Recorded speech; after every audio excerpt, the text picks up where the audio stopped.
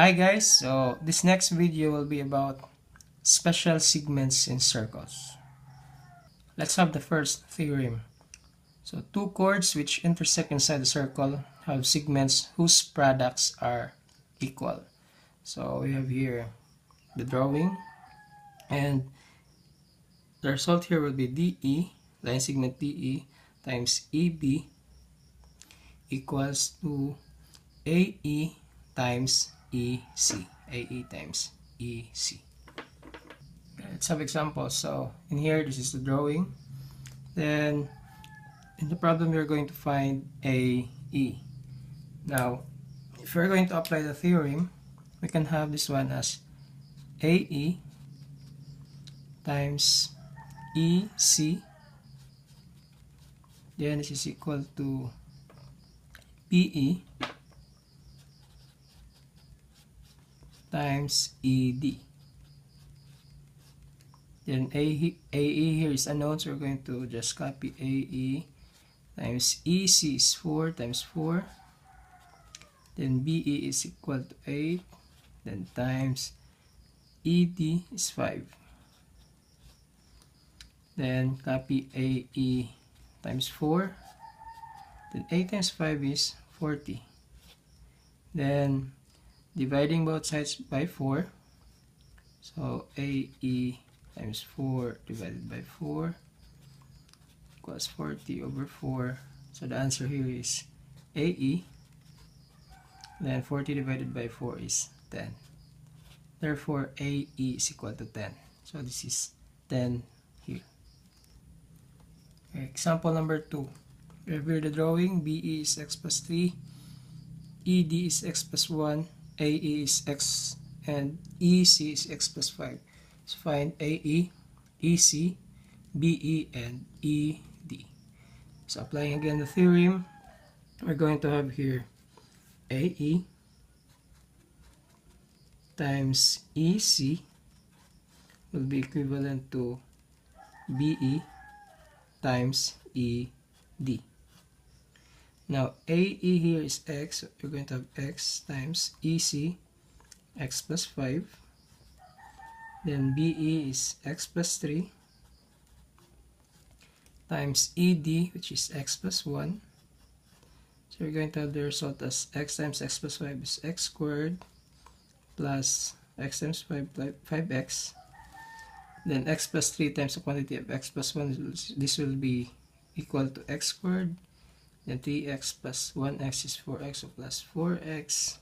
Then 3 times 1 is 3, so plus 3. Then combining like terms, we have here x squared minus x squared is 0. Then 5x minus 4x is x. Then in the right side will be 3. So you're going to have your value of x, which is 3. Now finding AE. AE here is x, so this will be 3. Then x here is 3, so x plus 5 EC will be 8. Then for BE, this is x plus 3, x is 3, so 3 plus 3 will be 6. And for ED, x plus 1, so 3 plus 1 will be 4. Okay, another theorem. If two seconds intersect outside the circle, then the products of the external segment and the entire seconds are equal. So we have here the drawing. So it means that AE, the segment here, the outside segment, is equal to the entire segment, which is AB. So AE times AB will be equal to AD times AC. Well, let's have the example. So this is the drawing here. AE is 9, EB is x, AD is 3, and DC is 36. So you're going to find here EB. Now, if we're going to apply the theorem, we're going to have AE times the whole second AB will be equal to AD times the whole second, which is AC. So AE here is 9. Then AB, A to B is 9 plus X. We're going to have here 9 plus X. Then AD is 3. Then the entire second will be 3 plus 36. So 9 times 9 is 81. 9 times X is plus 9X. Then 3 plus 36 is 39. So you're going to have here 3 times 39. 3 times 9 is 27. 2 here. So 3 times 3 is 9 plus 2 is 11. So 117. Then this is 81 plus 9x. Then transposing 81 to the right side, we're going to have 9x equals 117 minus 81. 9x equals 36. Then dividing both sides by 9, then x divided by 9 is x. Then 36 divided by 9 is 4. So x here is equal to 4. So EB is equal to 4.